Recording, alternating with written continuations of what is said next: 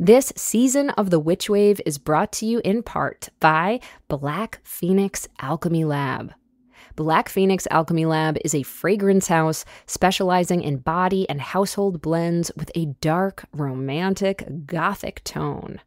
Over the years, they've collaborated with some of my very favorite creative visionaries, including Neil Gaiman, Jim Jarmusch, the Jim Henson Company, and most recently, Junji Ito. They continually return to inspirations drawn from witchcraft, paganism, and mythology, and they also have a sister store called Twilight Alchemy Lab, which creates oils blended and consecrated specifically for ritual use. The lab recently released their annual Halloween perfume collection, a limited edition series which includes scents inspired by folklore accounts of lycanthropy. Customer reviews of their products can be found at the fan-run bpal.org web forum, and you can check out all of their perfumes and other enchanting concoctions over at blackphoenixalchemylab.com. This episode of The Witch Wave is brought to you by Witch Lit. Don't let your stories remain untold. The next Witch Lit online creative writing class is called The Witch with 1,000 Faces, Feminine Archetypes of Power, and it begins on January 8th. If that sounds intriguing to you, and I bet it does, you'll be enchanted to hear that you can now take 15% off all Witch Lit classes, mentorships, gift cards, and more with code WITCHWAVE over at www.witchlit.us. This special sale ends on December 31st of this year, which is 2023, so get your orders in soon.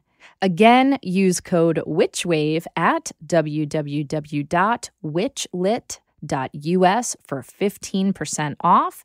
And if you want to follow Witchlit and its creator, Dr. Erica Anzalone, you can do so via Instagram at WitchLitUS.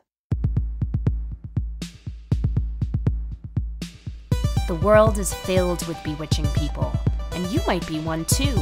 Welcome to the podcast where art is magic is real, and reality is stranger than dreams. I'm Pam Grossman, and this is The Witch Wave.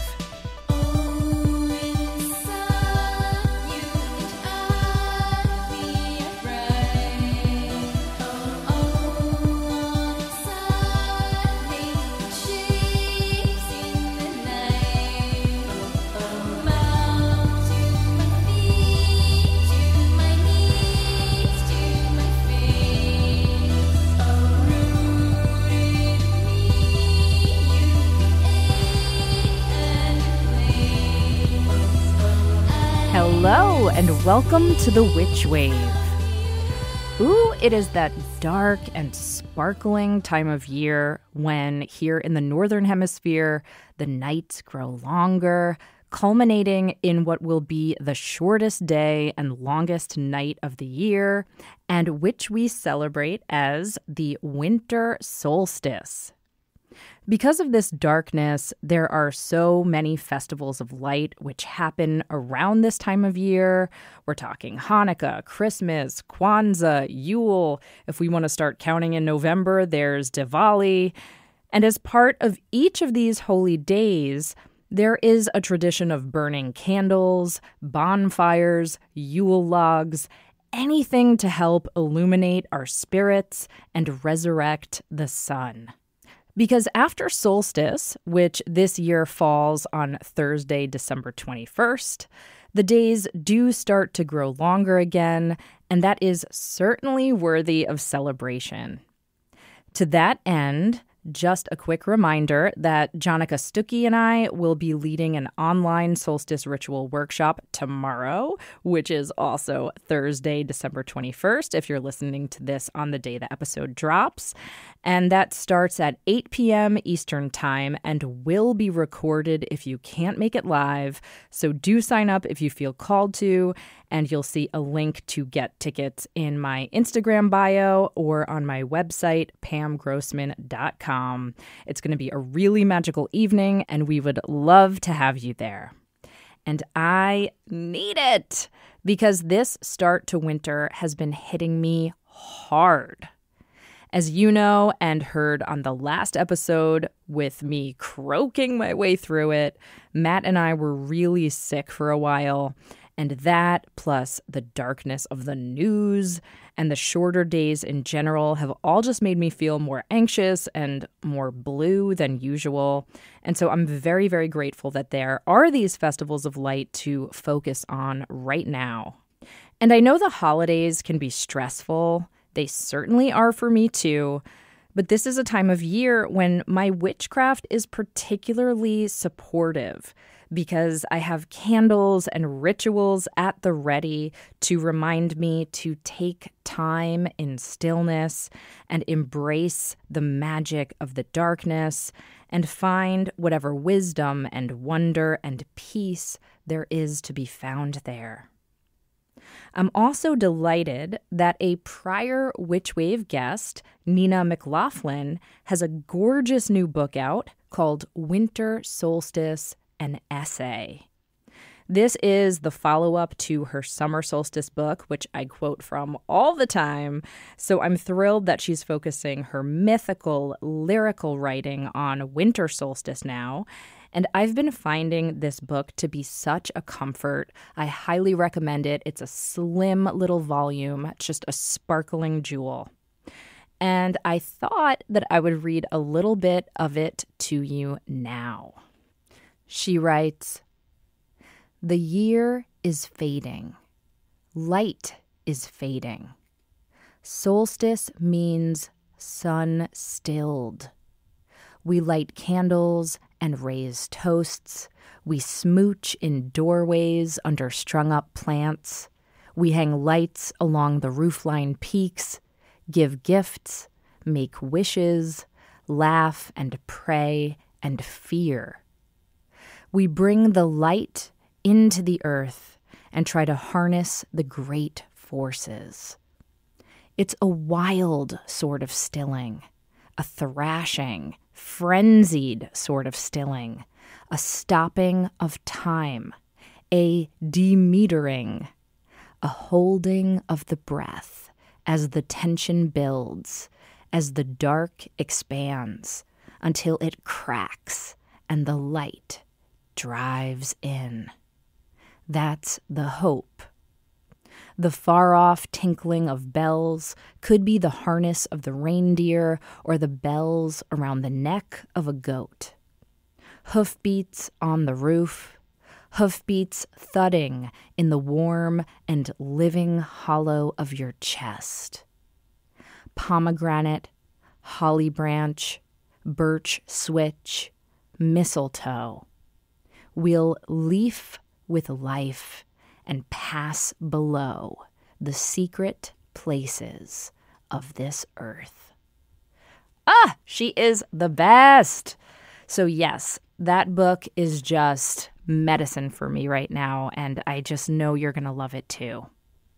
Speaking of descending below into the secret places of this earth, I could not be more excited about today's guest, Stephen Ellcock, who is joining me in celebration of his new visual banquet of a book called Underworlds, a compelling journey through subterranean realms.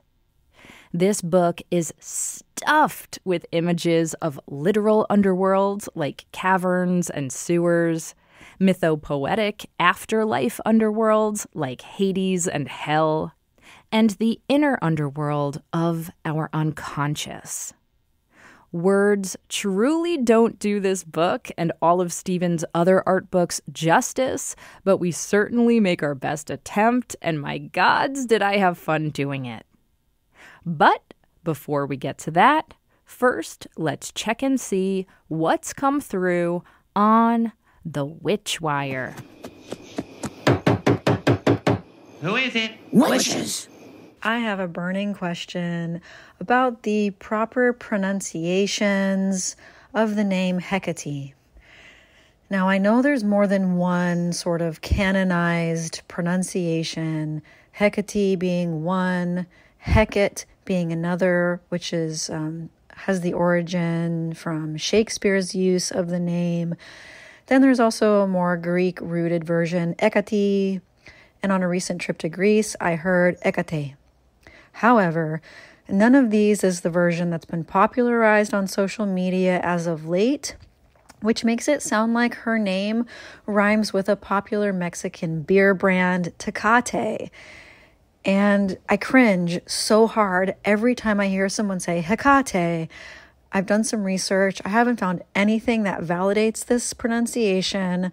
I want to know how this started, why we're going along with it, and if anyone actually has proof that this pronunciation with the emphasis on these particular syllables in this way is valid.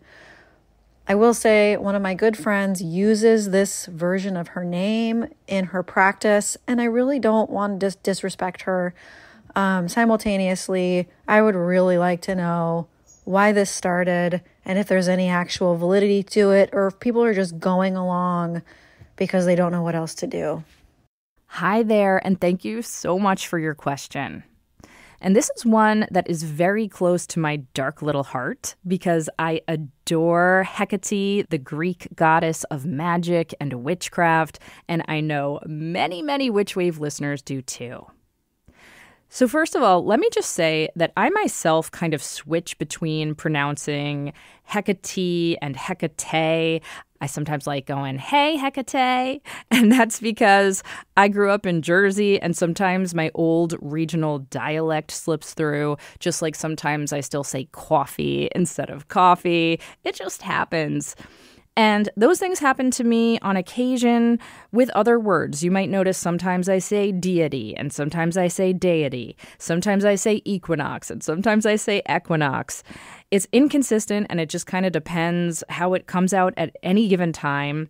But note that none of these pronunciations is wrong.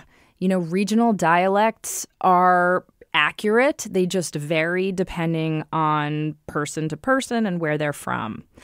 And even though regional accents and pronunciations have gotten a little bit more flattened thanks to the relative monoculture of film and TV, they haven't gone away. They haven't been eradicated. And that is certainly also true cross-culturally and intercontinentally as well. So Hecate, Hecate, Hecate are all totally acceptable. And just to verify this, I actually asked my friend and a prior Witch Wave guest, Brian Cotnoir, to weigh in because he is a devotee of Hecate or a devotee of Hecate, as well as an expert in several ancient languages. And here is an excerpt of what he wrote to me when I asked him this question. Brian writes, "The standard ancient Greek pronunciation of Hecate is Hecate or Hecate. The first vowel is aspirated, giving it a kind of H sound. Stress is on the second to last syllable. And the ending vowel actually depends, and here he says, on the declension of the name, so the nominative form is different than the genitive. Anyway, you don't have to worry about that. The point is that there's some variation there." He goes on to say, "Also adding to the various pronunciations are regional Greek accents. Look at the wide variations in American and British English for the same word like potato, potato, and you see that pronunciations shift. Add a couple of thousand years of cultural diffusion and language spread, and we end up with a lot of variant pronunciations, all correct within their own context. So in Elizabethan England, it becomes Hecate." And then he says, "If you add in the linguistic insecurity we all have when it comes to pronunciation in general, along with the urge for authenticity and correctness, it can get a bit messy. One way to perhaps think about it and resolve it is to realize that context is everything. Among English speakers, my name is Brian. Among Czech speakers, it is Brano, and I'm probably not pronouncing that correctly. Some French friends call me Brian. I always understand and answer when called by those names. I feel the deities roll the same way. Just light some incense, they're easy. And of course, we can do what we do when we meet someone whose name we are unsure of pronouncing. We can politely ask them. So first of all, thank you so much, Brian, for weighing in. That is very, very helpful. And I think such a beautiful explanation of how difficult it is to know the exact pronunciations and also to give us all permission not to sweat it too much. And this is reminding me when Madeline Miller was on the show a number of seasons back. This is the author of Song of Achilles and Circe. She said pretty much the same thing, that the pronunciations of ancient Greek are a little bit unclear and things vary so much, depending on who is doing the pronunciation. And it doesn't really matter. It's all pretty acceptable. So I hope that helps. All the pronunciations are fine in some, and it sounds to me like Hecate or Hecate is close to the ancient Greek pronunciation as far as we know. But also, I just want to add with some tender love that your friend's practice is her practice. And so I would gently suggest that you give her some grace, even if she's pronouncing things differently than you might prefer. Because when it comes to these old names, as long as we're all doing our best to invoke them with reverence and love, I think the most important thing is that we're keeping them alive. And that is probably what's most important to Hecate, Hecate, Hecate, too. Now, on to my guest. Stephen Ellcock is a curator, writer, researcher, and online collector of images who has spent the last decade creating an ever-expanding virtual museum of art that is open to all via social media, attracting more than 600,000 followers worldwide. He is the author of many art books, including All Good Things, The Book of Change, and The Cosmic Dance. And he is co-author of England on Fire and Jeux de Main. His new book is Underworlds, a compelling journey through subterranean realms, real and imagined. And it is a truly dark, delightful feast for the eyes and the soul. Stephen joined me from his home in London via Zoom.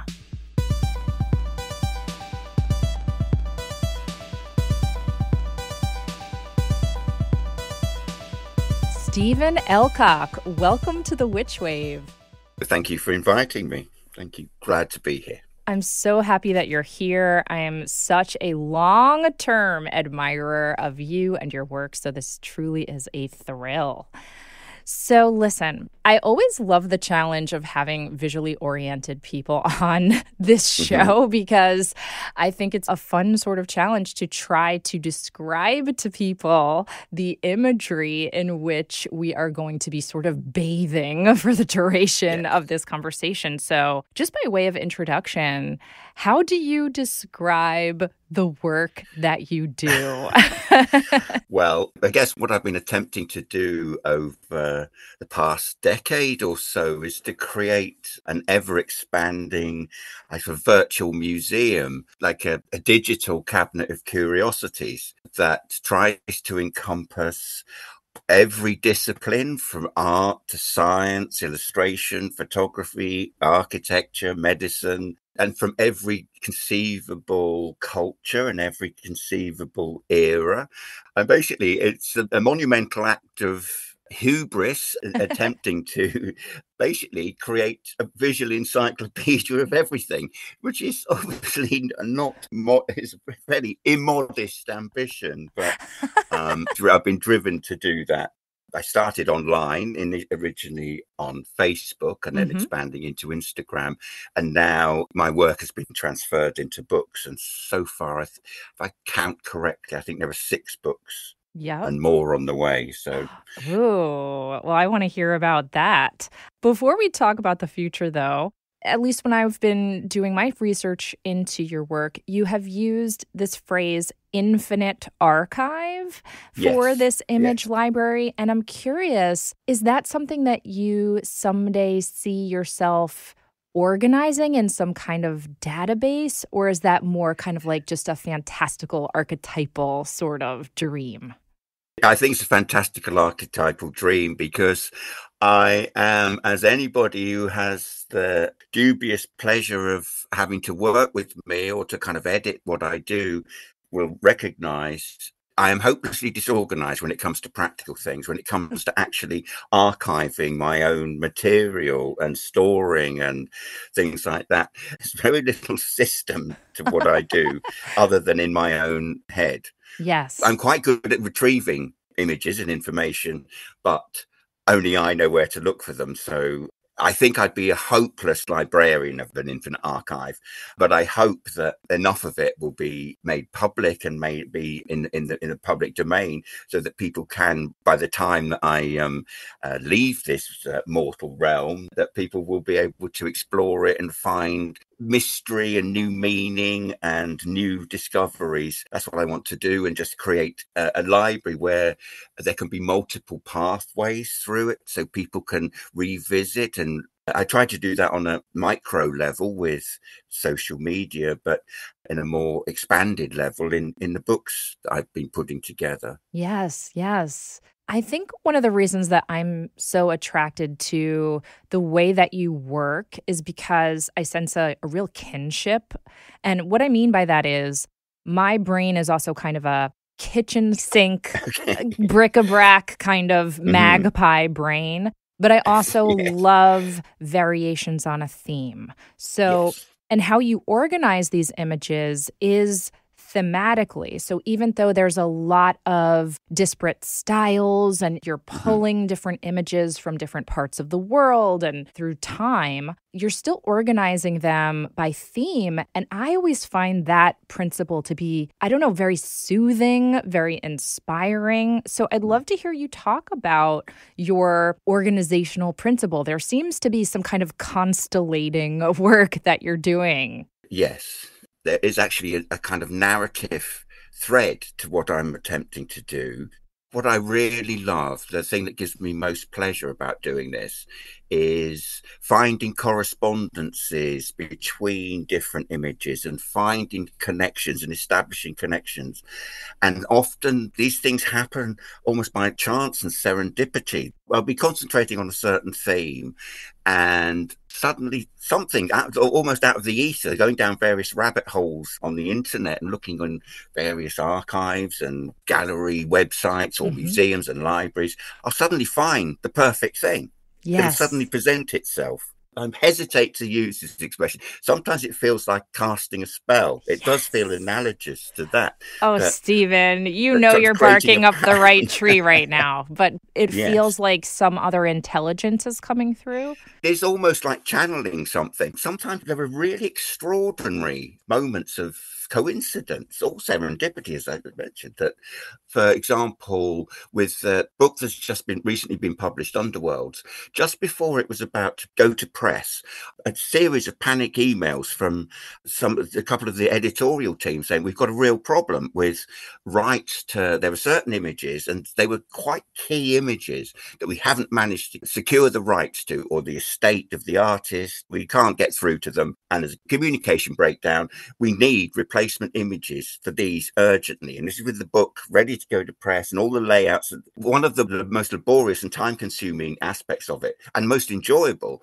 is the sequencing of things and the juxtaposition of images. And in Yes. this instance, I actually started panicking and thought, well, those are really important images. I'm really distraught that we're having to lose these. Yes. And within half an hour, I'd found the perfect images, almost like I was opening myself up, and things I'd never seen before. Yes. They were just there. And I Yes. think This is not just hyperbole or anything. I think the book is actually improved by those particular images. Yes, I can relate to this so much, Stephen. And I won't bore you with the details, but I'll just say, like, yes, yes, yes to everything you're saying. Keep going, great. keep going. And that's great. Thank you.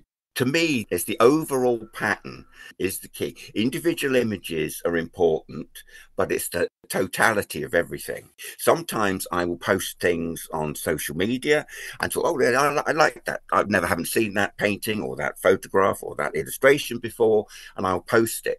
And then I'll post something next to it and think, oh my God, if I look at that painting and the painting I posted before it, there are elements in common or there are features in common. That might feature a comet or an actual constellation. Yes. And I didn't realize that this other image also features that.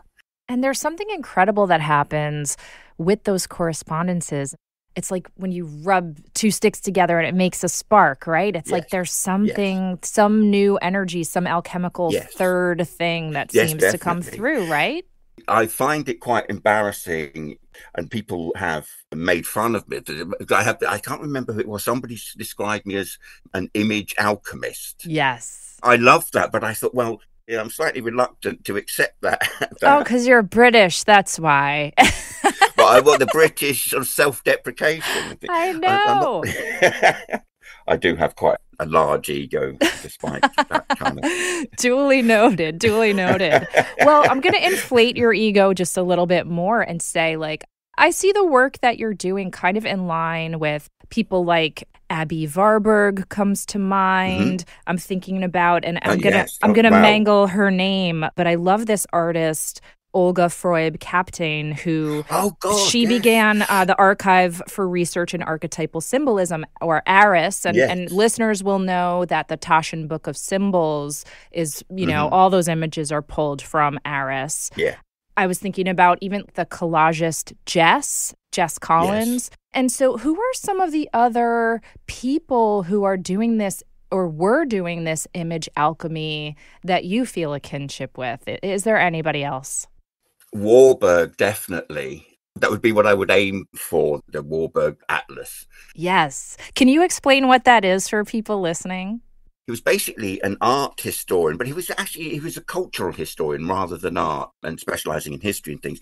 And he actually created this by cutting out images from books and things to create an archive. He would look at works of art, starting with the art of classical Europe, basically. Mm-hmm.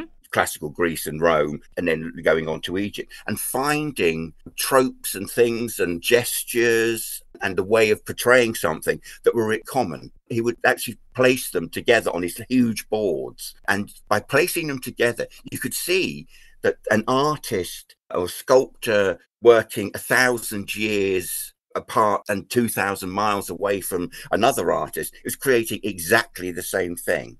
And it was what he was trying to create. It was kind of like a collective memory, something that tapped into the collective unconscious. Yes. There is a way of pattern making, a way of image making that is common to all people. It was a lifetime's work, but he didn't actually get that far.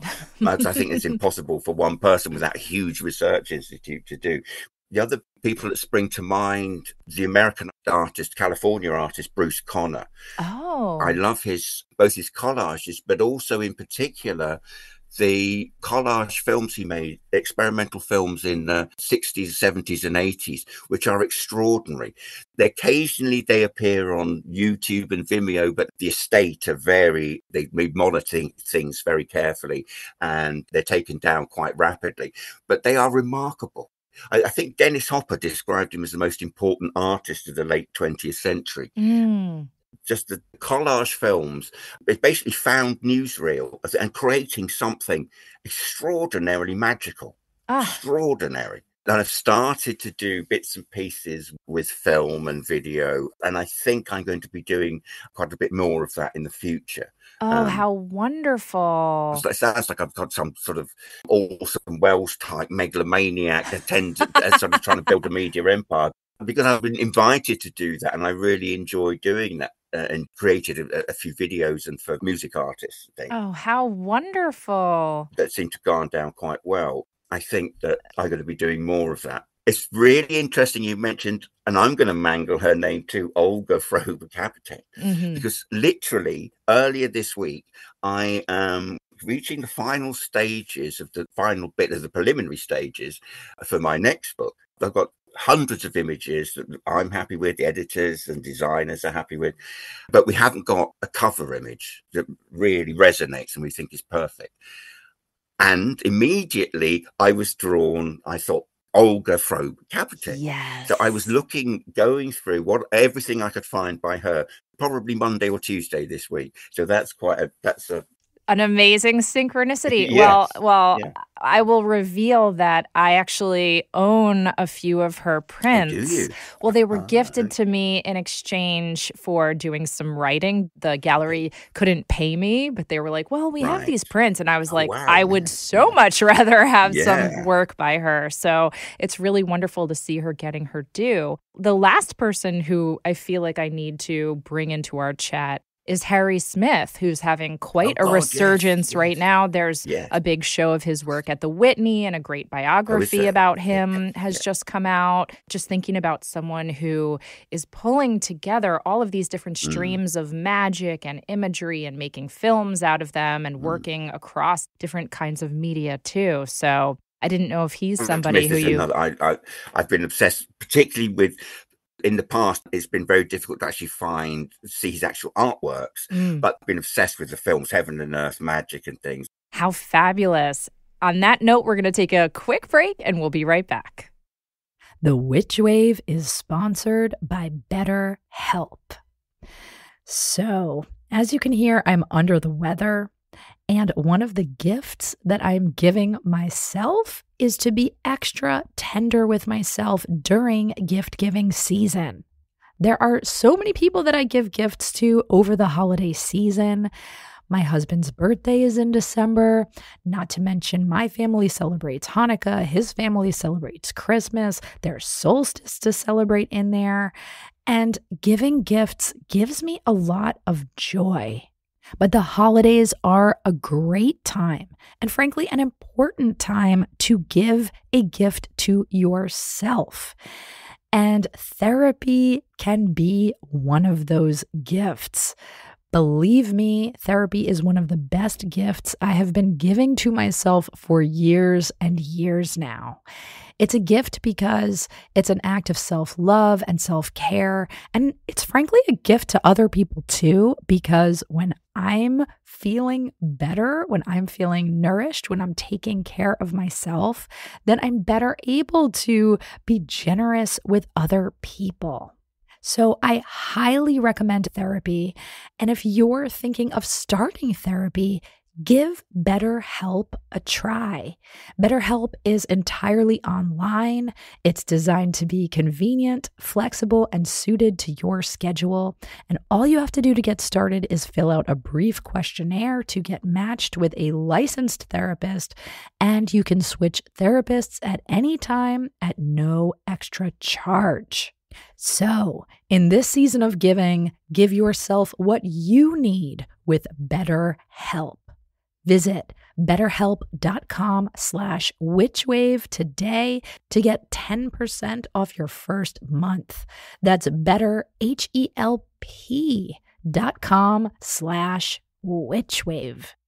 This season of The Witch Wave is brought to you in part by Sphere and Sundry, an astro-magical atelier where you can get expertly elected materia magica, oils, incense, bath salts, salves, inks, beauty oils, and more, which have been ritually crafted during rare, powerful, and benefic astrological configurations. And oh my word, I can tell you firsthand, this is the stuff. These formulas are chosen in accord with the strict requirements of the talismanic tradition outlined in the Picatrix and other ancient grimoires, meaning you can benefit from the power of amazing astrological transits even when the stars haven't aligned. These are incredible tools for witches who are looking to embrace the manifestations and results of their spell work, especially the Luna in Cancer series. And I myself have the Luna in Cancer incense, and it is a dream to use for any kind of lunar magic. Venus materia can be used for love, glamour, and attraction.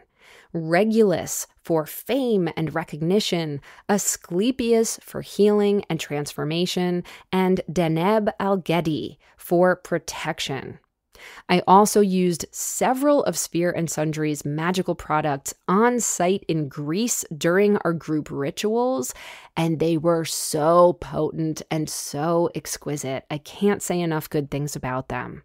Since 2018, Spear and Sundry have been a key driver in the rising tide of popularity and interest in astrological magic, amassing over 5,000 five-star reviews and field reports on their website. Most orders ship within 1 business day, and Spear and Sundry is also well known for their incredible customer service, as they are their magical results, and I can attest to that as well. Learn more and get $10 off your first order at spearandsundry.com using the code WitchWave. That's spearandsundry.com, SPHEREANDSUNDRY.com, and use code WitchWave for $10 off your first order. Hi, Witch Wavers. I have exciting news. At long last, we have some new Witch Wave merch available for you now through TeePublic. We decided to go with TeePublic for our new Witch Wave merch because it is a print-on-demand site, which means you can get different variations of the Witch Wave logo printed on t-shirts, mugs, totes, stickers, magnets, notebooks. Oh my gods, the sky's the limit. And the shirts come in different styles and fabrics and colors and are available in sizes small through 5XL, so you can order whatever you'll feel you're most magical in. So head on over to witchwavepodcast.com/shop. Welcome back to the Witch Wave. Today I'm speaking with Stephen Ellcock. So Stephen, I actually first encountered your beautiful book, and I believe it's your first book of images called All Good Things in the Wild. This was at the Met Museum gift shop many years ago, and that book is actually what led me to your Instagram account and so on. So I'd love to hear kind of the origin story of how that book came to be, and maybe that's a way for you to even talk about the work you were doing, which led to the book.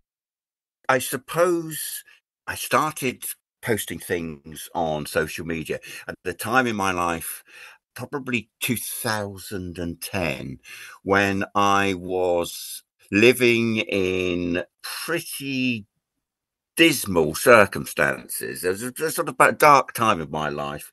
I'd had a sort of decade of upheaval and all this kind of stuff. I sort of crashed and burned, and I became very, very ill. And at one point, I was told that I had 3 months to live. I was housebound and kind of in bed for a while. And I was also quite isolated then. And at the time, it was when Facebook had just was still quite popular and people were still quite enthused by it. I had no desire whatsoever to have anything to do with anything like that until one of my sisters twisted my arm and just kept on, but persisted in trying to persuade me to join Facebook.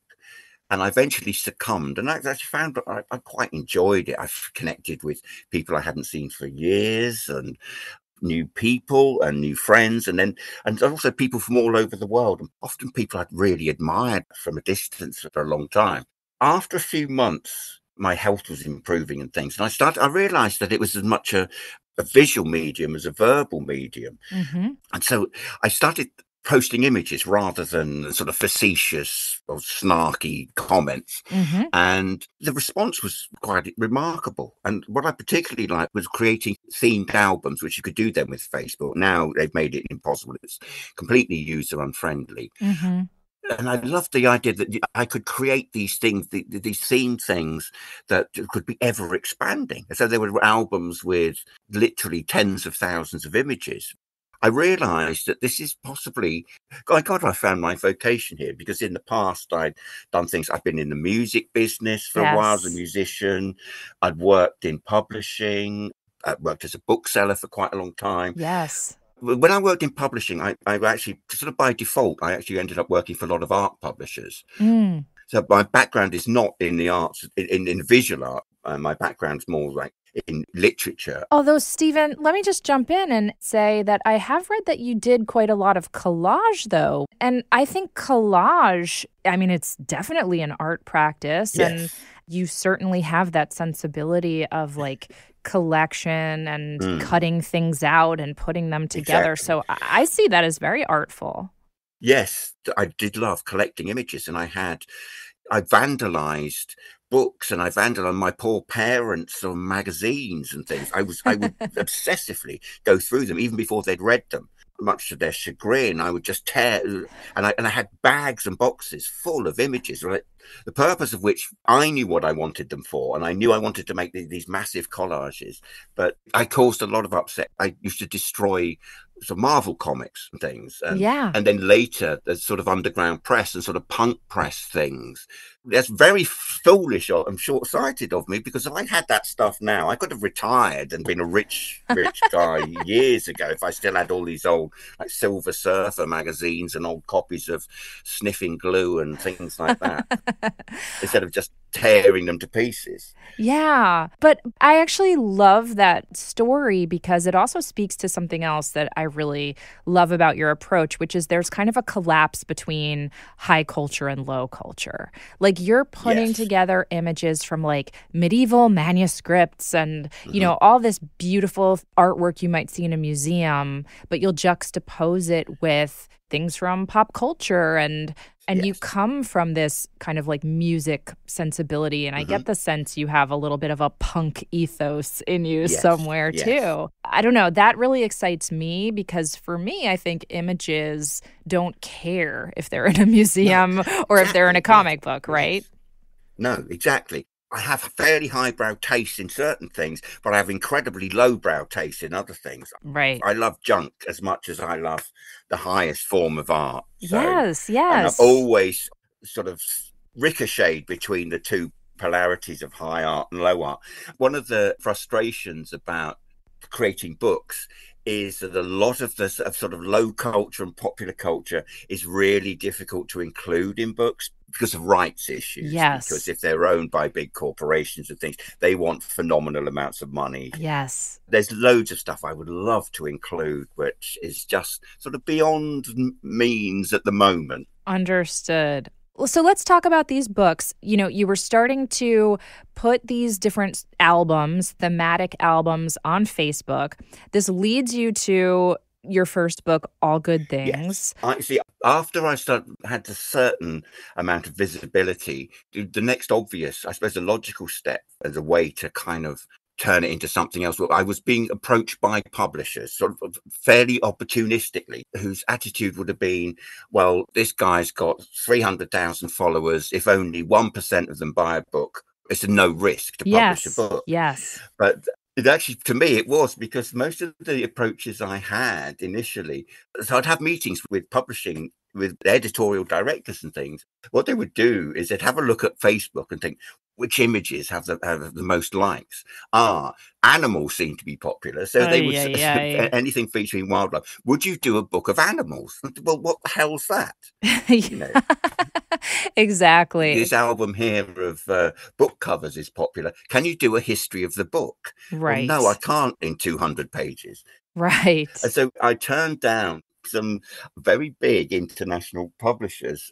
Before setting it, the first publisher who published All Good Things was a small independent publisher who had approached me, and she'd put together this wonderful proposal. She thought carefully about how what I do could be translated in a sensitive and appropriate way into a book form. She was great to work with, and over the course of 2 or 3 meetings, I came up with the idea of All Good Things, which I like the simplicity of the concept, in that it's a journey through the 12 realms of creation, and it's very much based on an English medieval manuscript by author and polymath James Palmer, who wrote a book called Omne Bonum, which translates as all good things, really, which was the first attempt to create an encyclopedia in the early English language.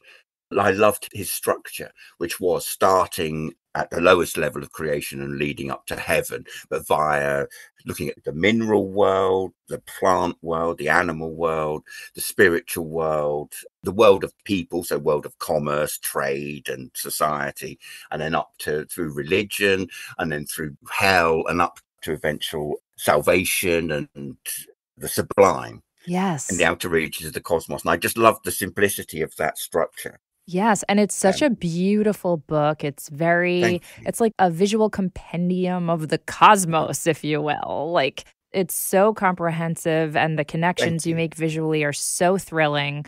And then you do these other books that to me feel even more, I mean, I would call them spiritual. You have the Book of Change, you have the Cosmic Dance, and then, of course, your new book, Underworlds, which I want to dive into, pun intended.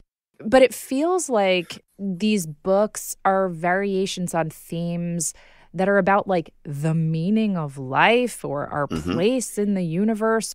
Do these books feel like doing spiritual work for you? Yes. I would like them to be as a tools for people to orient themselves and a way to find their place in space. I want the books to provide inspiration, but I also want them to, they shouldn't be anodyne, and they shouldn't just be reassuring. They need to be challenging aspects and unsettling and disquieting aspects to them.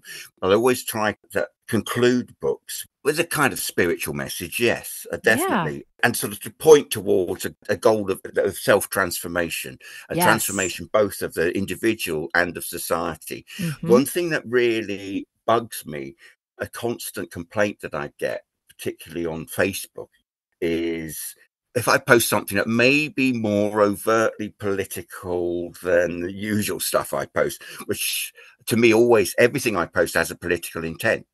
So people say, oh, stick to posting pictures, stop getting involved with politics, stop making political statements. And to me, everything I do is a political statement. Everything I post has politics in its broadest sense. And it's about, I want to create a vision of the world as I would hope it could be, rather than the world as it is.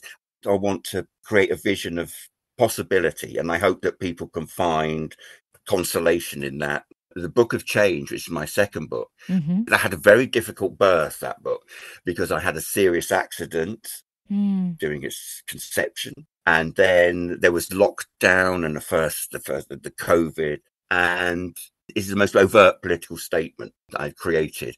And I'm very, very proud of that book. It hasn't had the attention that my other books have received, and I'm not quite sure why. Oh, I love that book. I love that book. I mean, I have all your books, but that one I thought was so special, and I appreciated the fact that you had this overt, yes, political, but also I would say spiritual message that you were trying to really communicate to us via images. And also, we should say, you do a lot of your own beautiful writing throughout your books. You pull quotes from all different places across literature and through time and space. I mean, there are these beautiful kind of comprehensive, I think, spells, visual spells is a great way to put that. So I want to talk about the new book, Underworlds. You know, this episode is going to be airing right around Winter Solstice in the Northern Hemisphere. That is, of course, the darkest, longest night, the shortest day. And so we're in this moment of darkness, literally. I think we're in a moment of darkness politically and globally in a lot of ways. So what made you decide to focus your next visual book on Underworlds? The Underworlds is part of a kind of trilogy, an informal trilogy. The book that preceded it, The Cosmic Dance, It's about lots of things, but in essence, it's a journey from microcosm to macrocosm, and it's a journey of infinity into the outer universe and outer worlds. And Underworlds was designed as the opposite of that. So exploring inner space, as well as literal underworlds, as well as psychological and fantastical and Yes. fictional underworlds, which are as unknown to us as the expanses of outer space. All life began underwater or underground. Society had and art have its origins probably in underground. The wealth of which shaped the Western world and the resources that we extract and the clothes we wear and the materials which create the places in which we live, they're all products of the earth beneath our feet. So I wanted to explore that the extraordinary complexity, both of natural, both of geology and natural features, but also the extraordinary riches and wealth of the earth that we inhabit. Also looking at the kind of perils involved in that, and that our exploitation of the underworld could well bring about our doom, and bring about our doom very, very quickly in terms of extraction and exploitation of raw materials. Right. But I also wanted, rather than be a book purely about that, I also wanted to combine that, because I think there are rich and rewarding ways of finding parallels between the actual physical world and the psychological and subliminal world. So I wanted to create a book which would contain images of sewers, but also contain beautiful artwork that encompasses an incarnation of heightened psychological states, whether those be anxiety or existential despair and dread, or whether they be ecstasy and total joy and revelation. Mm-hmm. So it goes from the sewers of the Western world to the depths of the id. And then it does end with rebirth and resurrection. That was sort of conscious because the book was kind of conceived after the final lockdowns and people had been emerging from a kind of enforced hibernation. And I thought things wouldn't be the same again, but they seem to return to normal or business as usual far quicker than I would have imagined. Yes. Stephen, I just want to let listeners know that, you're talking about sewers and darkness and things, but it's a very beautiful book. There's crystalline caves and, underwater imagery. And just to shout out a few names of the artists, just to give people a picture of how eclectic this is. There's images from everybody from Kandinsky, Kara Walker, Gustave Doré, Bosch, Cindy Sherman, John Lurie. There's alchemical manuscripts, Persian miniatures, architectural photographs, geological diagrams. I mean, it's really comprehensive. I find it really beautiful. And obviously, I like dark, shadowy things, but I found it to be actually kind of soothing. You write in the intro, imagination thrives in darkness, in the borderlands between the conscious and subconscious minds, between light and darkness, desire and reality. And I'd love to hear you expand upon that idea of imagination thriving in darkness, thriving in underworlds. A good example of that in the book, just about my favorite section in the book, and I was spoiled for choice of what images to put in there, images of hell and the fearsome depths of the imagination. It's like the old cliche about happiness writes white. It's easy to create or paint or write about dark things and dangerous things, and it's far more difficult to write about happy things without becoming twee or being diluted. A lot of my favorite art, whether it be visual art or whether it be music or whether it be films, they tend to be things that have a darker side to them.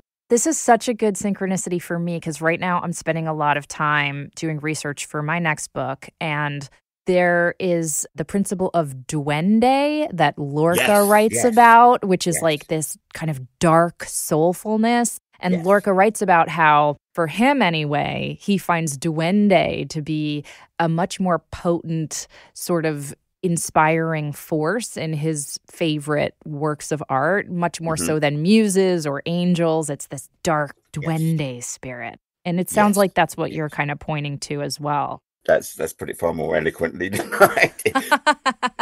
That's perfect. That's what I hope to embody. all of my books, I hope it will capture something of that.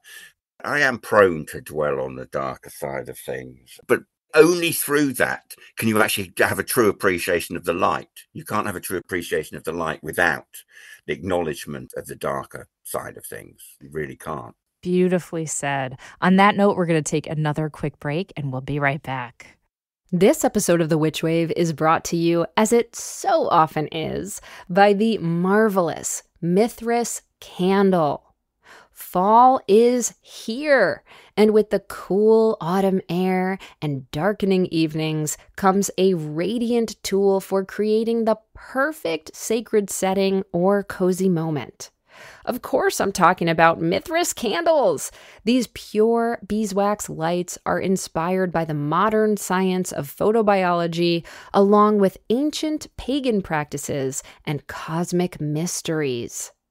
Mithras candles are handmade by my mythic and scientific pals in Philadelphia and come in traditional golden yellow and sensual black hues, with other colors and collaborations popping up seasonally.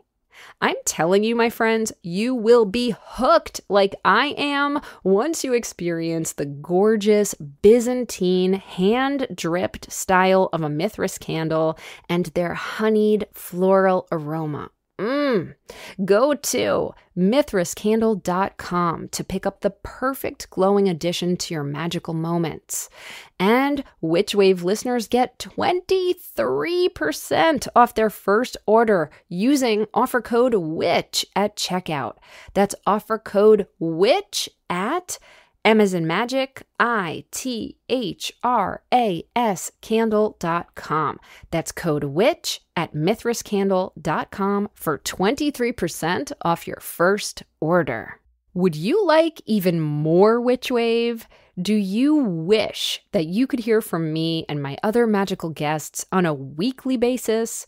And what about doing monthly rituals with yours truly? Then come join me over on Patreon, where you'll get bi-weekly bonus Witch Wave Plus episodes, ad-free Witch Wave episodes, and detailed show notes for all. I also lead a monthly online magical workshop, which you can attend live or watch the recording of at your convenience. Rewards for some tiers also include magical merch and contests where you can win Witchly prizes each month, as well as early heads up about my other workshops before they sell out. And you can even sign up for the opportunity to work with me one-on-one. And all backers get access to our exclusive digital coven, where you can connect to a community of other wonderful Witch Wave witches around the world. So what are you waiting for? Head on over to patreon.com/witchwave now and sign up. It's a magnificent way to get more magic in your life and to support the show. Thanks so much. Welcome back to the Witch Wave. Today I'm speaking with Stephen Ellcock. So Stephen, I want to spend a little bit more time in the dark with you and talk about this book, Underworlds, and some of the images in it. First of all, the cover has one of my favorite artists, work by her. She was actually on the Witch Wave recently. This is she? Yes, Ritika Merchant, and you have work by her in the book as well. Mm-hmm. So yes, could you maybe describe this image and tell us what made you decide that that was going to be the cover image? It's an image of transformation, the image of a figure that seems to be literally underground, but sprouting forth are multiple other figures emerging into what appears to be the cosmic sphere. So they're surrounded by comets and constellations and stars and things.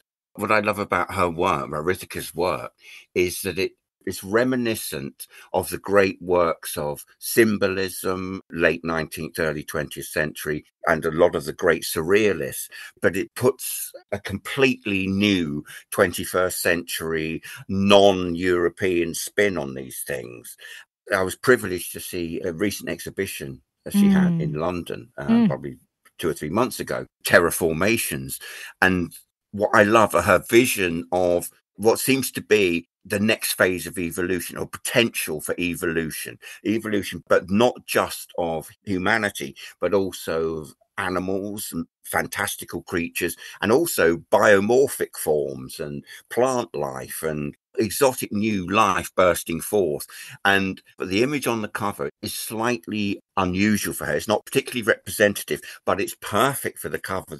I love the sort of tondo form, the circular form. Yes. It's simpler than her other work. To me, it conveys the message of the book, or what I'm trying to convey in the book perfectly, in a single beautiful image. It's almost like a tree of life, but there are all these multiple personalities or multiple forms emerged from a single being that is buried and submerged with an eye of enlightenment.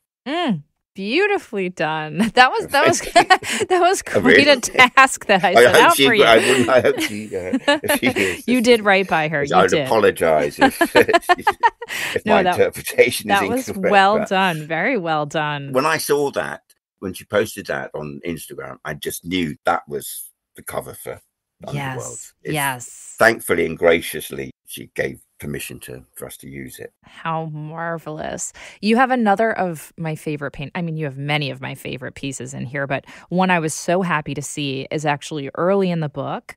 This is by Nicholas Roerich. It's called Most Sacred Treasure of the Mountains, painted in 1933. And, I've heard his name pronounced a few different ways. I don't know if you say Roerich or Roerich. I'm not going to pretend. Okay.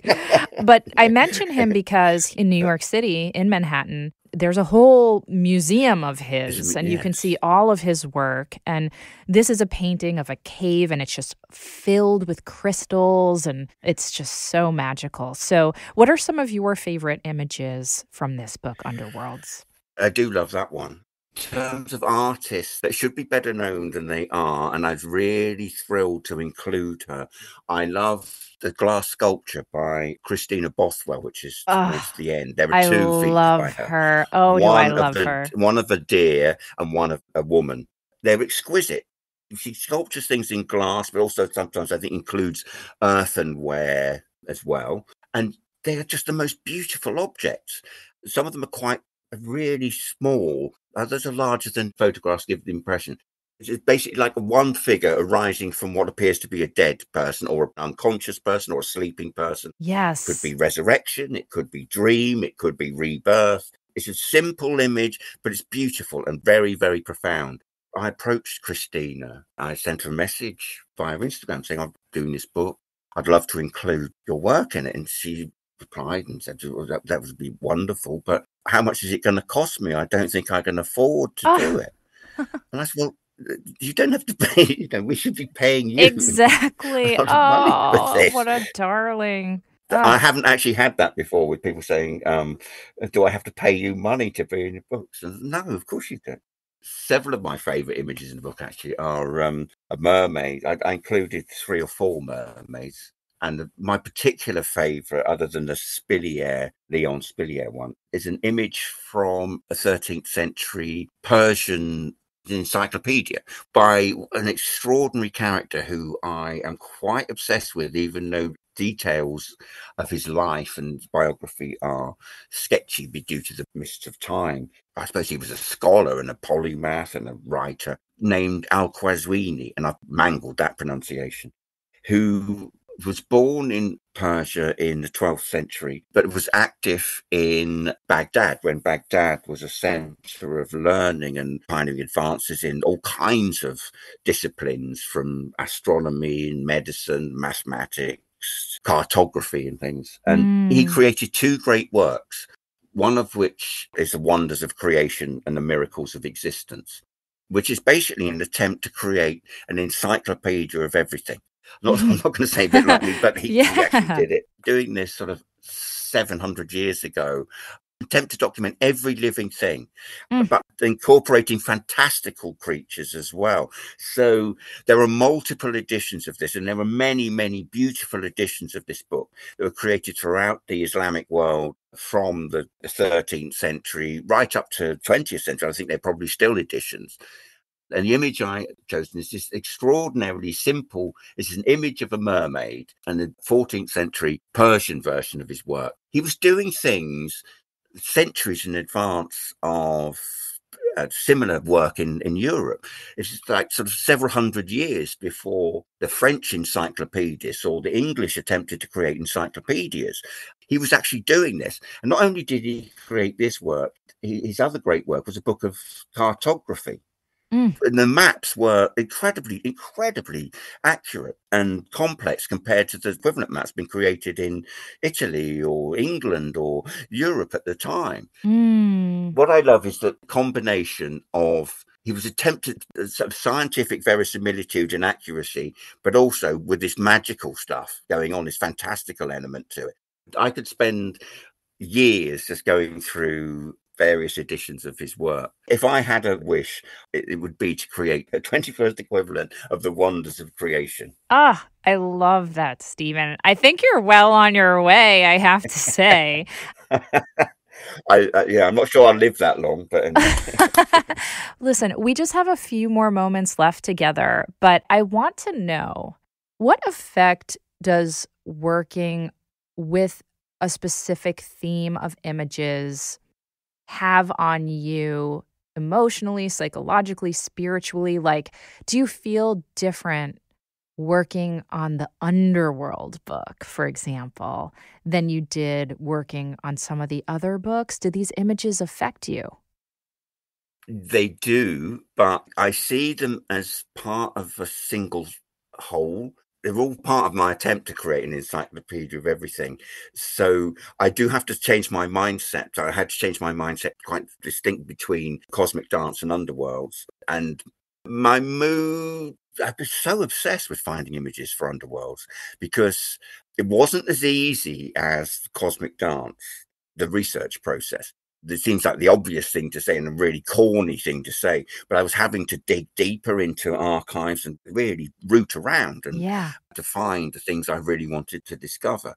I probably became more unbearable to live with during the Underworlds process, but I'm definitely not the same person I was when I was creating All Good Things, for example, or Book of Change. My mood is transformed the more books I create, so... That actually leads me to, since you brought up Book of Change, I want to read one more quote from you, and it's a little bit of a longer one, so just hang with me for a second. You write, "Every time you retrieve something from the past, you are resurrecting ghosts.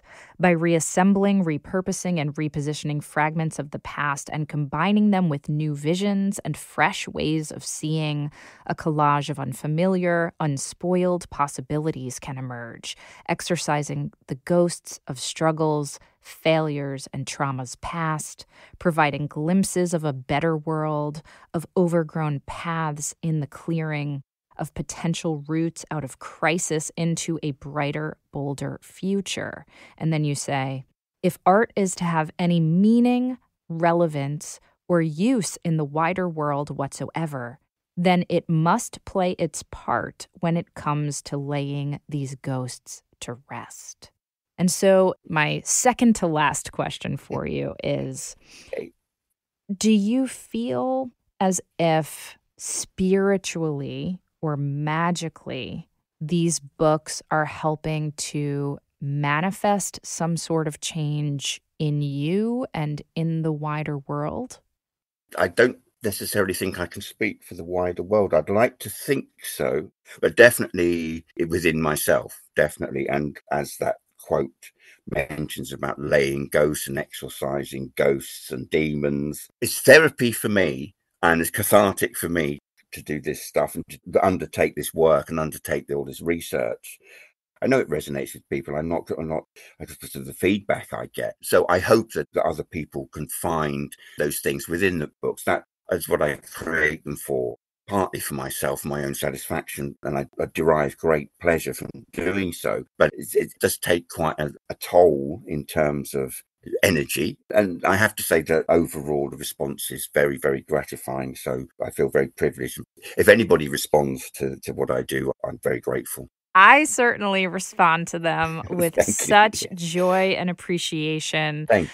As you said, Underworlds ends, spoiler alert, with this resurrection and resurfacing at the end. And because it's the solstice right now, I find dwelling in the depth and the darkness of this new book of yours to be incredibly inspiring. It sparks my imagination. It also gives me solace and it gives me hope. So I just wanted to thank you so much for creating it and for creating all of your books. I just think they're beautiful and magical and so thoughtful. Thank you so much. Thank you. That's very kind. Stephen, lastly, I know people are going to want to connect with you.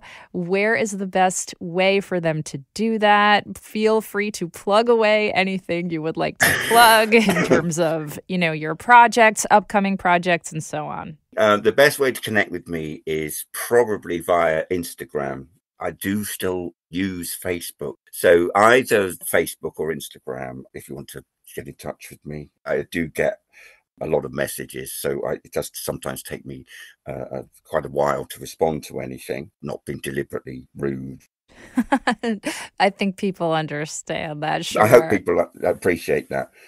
Well, next year, there's a lot of things happening that there are things I can't mention at the moment. Darn it. I was hoping I'd get a scoop. Yeah. I can't. I actually can't. I understand. I totally understand. Maybe the sort of non-book things. Probably the big thing next year for me is the sequel to Cosmic Dance and Underworlds, which is like the third and final part of this informal trilogy of the realms of being and creation, which is it's coming together really well. I'm really pleased. I sort of alluded to it earlier. It's a book that's going to be about the 5 classic elements, so the classical elements. So, oh, bringing it home. My witchy little heart is singing right now, Stephen. Air, fire, earth, water, and ether, essence of spirit. I hope it's a kind of neat way of tying the books together. At first, I was skeptical about working on this. It was something else I wanted to do. And then once I started thinking about it and researching, I just realized this is fantastic. There's a scope for this. It's just fantastic. The way it's looking at the moment, I'm very, very proud and very excited by it.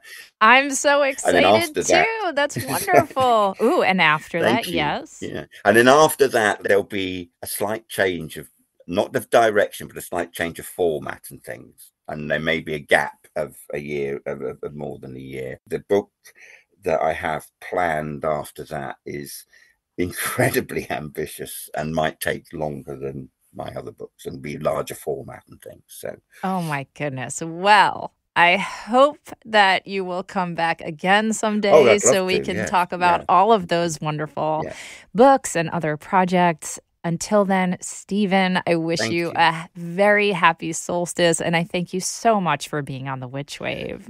Well, thank you for inviting me, and happy solstice to everyone. That's it for the show. Thank you again to Stephen Ellcock for traversing the underworlds with me. And we are officially on the Witch Wave winter break now. Our next episode will be dropping on January 10th. So until then, have a magical, merry everything and a happy, hopeful new year. Do you have questions, feedback, need some witchly advice, or just want to share something magical that happened to you recently? Please do drop us an email or a voice memo at witchwavepodcast@gmail.com. We'd love to hear from you, and you just might make it on the Witchwire. The Witch Wave is a Phantasmophile production written and produced by me, Pam Grossman. This episode was recorded and edited by Josh Wilcox and/or Walter Nordquist and myself.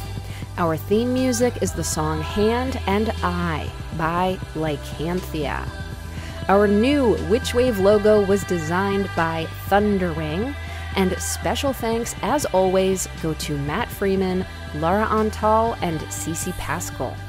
You can check out information about this and other episodes on our website and now buy Witch Wave merch over at witchwavepodcast.com. Please subscribe to us on your favorite podcast app, and do consider giving us lots and lots of sparkly stars and glowing reviews. It really, truly does make a difference and helps other people find the show. You can follow us on Instagram and Facebook at WitchWavePod, and you can check out my witch emoji for iPhone by going to witchemoji.com or downloading it in the App Store. My book, Waking the Witch, is available everywhere now, and the Witchcraft book I edited and co-authored for Taschen is as well, so thank you for checking those out too.